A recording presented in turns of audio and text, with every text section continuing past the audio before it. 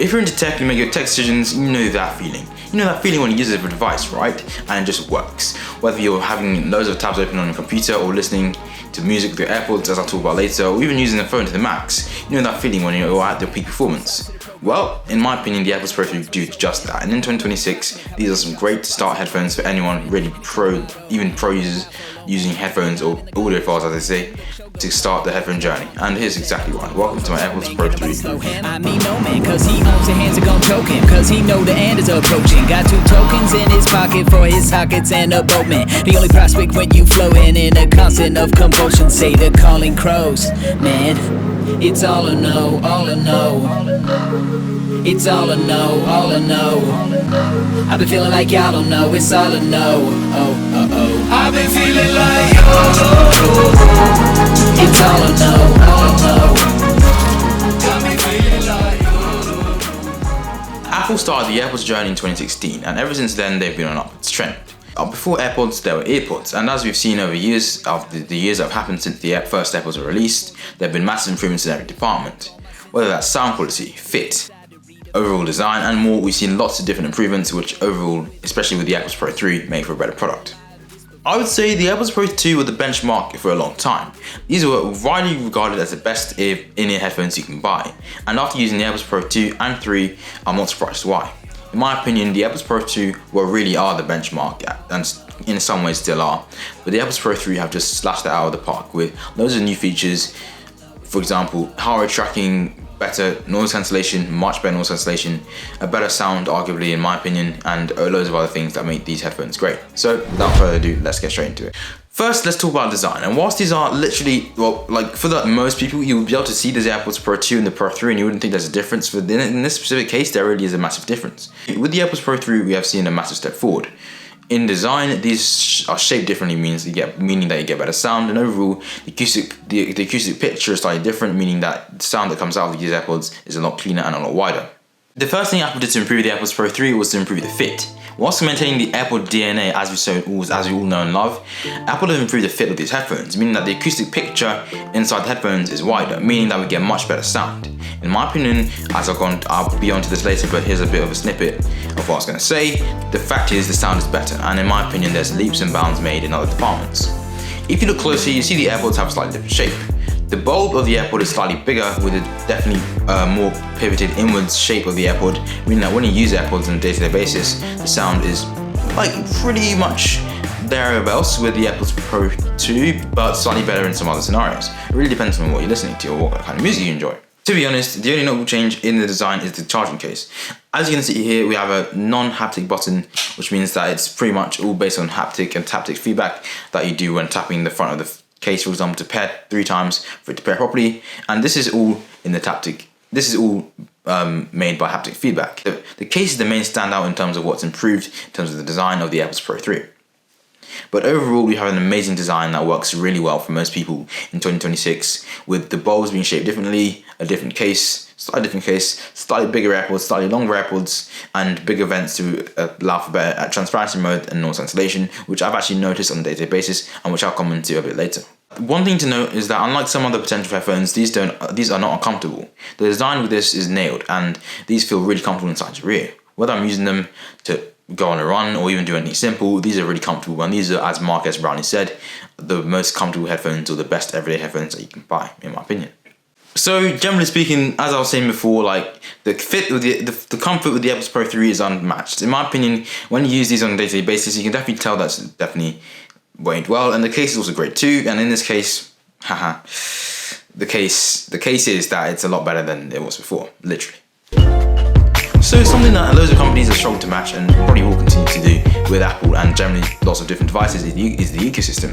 In 2026, Apple still has the best ecosystem. You can check that out in my ecosystem video up here. I'm not sure which side it is. I think it's this side, but in case it's not because the camera's flipped, probably that side. Check it out. It's a great video in my opinion.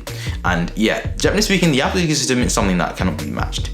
Whether for example, when you're using AirPods, if you're using it to change between Apple devices on the same iCloud or Apple ID, this is so much more simple. This is so simple. When I'm watching a video on my Mac, I can imagine a scenario where I'm in class, maybe watching a video about something I need to learn for, but also listen to music at the same time on my phone. What I don't want to happen is for something to happen where I play music on my phone and it starts playing out loud. In my opinion and in my experience, this is nothing to worry about, especially when it's only when it's signed into the same Apple ID, because then for this case, you can switch devices seamlessly and it works really, really well in my opinion. There's no problems whatsoever, and overall, there's a great design. There's really good benefit to this because you don't have to focus. You can focus on doing your work in class, for example, instead of having to like non-pair from your phone and pair the computer again. It's all automatic. As well as this, like generally speaking, how well these Apple devices are tied together is excellent.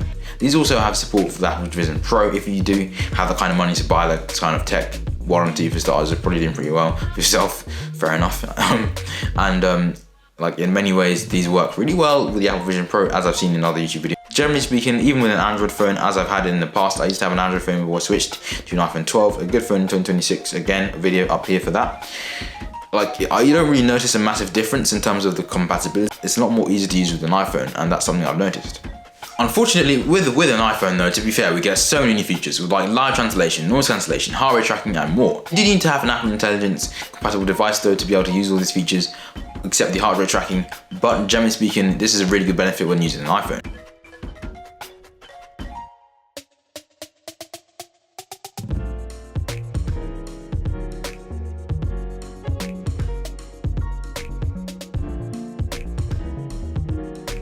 Some features you will get connected to any compatible iPhone will be adaptive audio, spatial awareness, and spatial audio. These also add a lot of elevation to the audio quality of the headphones when enabled, and generally speaking, just are a real step up from what I've used in the past, especially with other Android and some other AirPod devices that I had in the past that weren't compatible with spatial audio because I was connected to an Android phone. There were so many new features that I can use with the iPhone, which is great. Having so much control over what you use with the AirPods is such an amazing feature. For example, when getting notifications, you can nod or go like, or not nod, or shake your head to be able to answer and decline calls, to read or not read notifications, and I've actually found this super useful as a now profound iPhone user. I feel like this is a real upgrade to what I used to use before, and honestly speaking, I can't go back to an iPhone, I can't go back to an Android, sorry now, and I probably couldn't. I could if I needed to, but I wouldn't because of how well an iPhone and AirPods work well together. And generally speaking, as you can see in my Apple Ecosystem 2025 video, there are so many more features unlocked with Apple Intelligence, but generally speaking, you still get a really good plethora of features with an iPhone and AirPods connected together. As a lot of companies try to do, when you're in the Apple system, there really is no going back, and this is the real pinnacle of really tech in the tech space. The Apple ecosystem is still the top in my opinion. I've only tried Apple and Google, but Apple is the best in terms of the quality of their products. And I can see why now after using these phones for so long, these iPhones, and also got access to an iPhone 17 Pro, I can see why Apple ecosystem is really good. I had about a million dreams I could have followed deep in my So when looking for headphones, the most important thing, like for most people, because that's what their headphones and earphones for, that's what they're for, is the sound quality. And in my opinion, Apple have made a massive step up here. So let's give you guys a bit of context. AirPods have always been praised for their how you use them on a day-to-day basis, but they haven't always, especially in the older versions, haven't been praised for the sound quality. Ever since the AirPods Pro 2 came out, we've got a more balanced, neutral profile, or something I noticed, where everything just sounds really good overall. And ever since the AirPods Pro 3 came out, I still stand by this. These are the best purchase for tech I've ever made in general, but especially for the sound quality with the AirPods Pro 3, and also the noise cancellation. With the sound quality of the AirPods Pro 3, everything sounds crisp. The highs are clear, the mids are pretty good, and the lows is excellent. With some updates like the update 8B34, I think noise cancellation has actually drastically improved. And I've noticed when on the train, using noise cancellation is a breeze. Like listening to the music is great. When you're in the zone, when you've got the peak performance of the AirPods Pro 3 as you do with the AirPods Pro 3, you can really get in the zone of the music and actually sounds really good. Transparency mode has also served me well in a lot of situations. I'm at the bus stop and I'm waiting for the bus. I want to hear the buses that are coming to pass to the interchange so I can get to my school on time, for example. And I just by clicking of a button, I can quickly switch to different modes. So generally speaking, the AirPods Pro 3 sound great. More on that later. Funny fact for you guys, actually trying to beat Fit Pro. Sorry, my mistake, because it looks so similar. I got confused with the Powerbeats Fit before I got these headphones, and whilst the Powerbeats Fits were a step over what I had been a Pixel Buds Pro 2 before, that I do realise that the AirPods Pro 3 were considerably better. In terms of overall sound profile, here's the description. They are very balanced with emphasis in the highs, the mids, and the lows. doesn't really make sense. I know, but what I mean is that like they're balanced, but they have emphasis in the highs and the lows. In the highs being, you know, vocal tracks, these are very clear and you notice a lot of depth in the audio. But in other tracks, for example, with like, I don't know, The Way You Make Me Feel, Michael Jackson, you can hear a lot of the low end being the ongoing beat that goes across the whole song pretty much. The bass line of the song pretty much, and you can hear this really well, and there's lots of details in guitar, like in songs from In the Heights as an example. I love music. I actually have my own music playlist which I'll put down below, and my own songs which I can put down below as well. If you guys want to check that out, that's relevant. But when listening to songs, listening to voices, especially in harmony, these sound really clear and you can really hear the different voices. This is a much better step over some other headphones you'd get, like off-brand headphones you get on Amazon. These are nowhere clear. These were nowhere close to that. So if you're looking for actual good quality, get the AirPods Pro 3, and in general the sound quality of these is really, really good, and it's something I think you'll enjoy. Apple and Beats have always been at it in terms of sound quality, with Beats providing a lot more bass, and Apple have also increased the bass with the AirPods Pro 3. And unlike Beats, it's not gloaty or, you know, it's not weighty. The bass isn't weighty, it doesn't hurt your ears actually, and it's actually a healthy bass to listen to. With the first updates, there were some problems with the bass. Apparently, a lot of reviewers were saying, "Oh, it's too much bass. I can't take it anymore." Not literally, but some people were saying that. I remember seeing some reviews where the bass was really a problem for some people.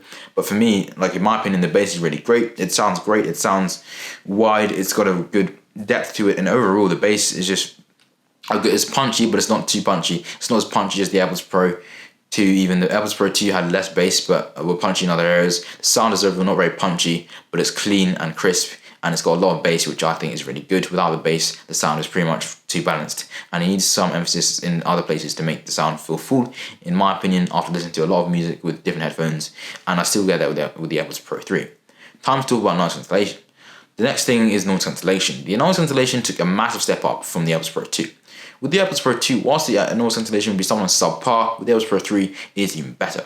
Listening to music on trains and continental noise is beautiful. You can hear it close to nothing in some occasions, and there's been no drop of quality of noise cancellation as time goes on. So this is the transparency mode, and overall, Apple have made a really good package with the AirPods Pro 3, and definitely the noise cancellation is one of the best features. Overall, the AirPods Pro 3 have a great package with the noise cancellation being the top tier, so the sound very close behind. In 2026, the AirPods Pro 3 is an obvious yes to the choice of whether you should buy it or not, and there's so many cool features as to why you should buy them in 2026. And if you guys enjoyed this video, make sure to like and subscribe down below. The AirPods Pro 3 really are that great, and there'll be loads more content coming based on the AirPods Pro 3 being the AirPods Pro 3 Day in Life and more. So if you want more tech content like this, stay subscribed. See you guys in the next one. Stay cool. Peace out.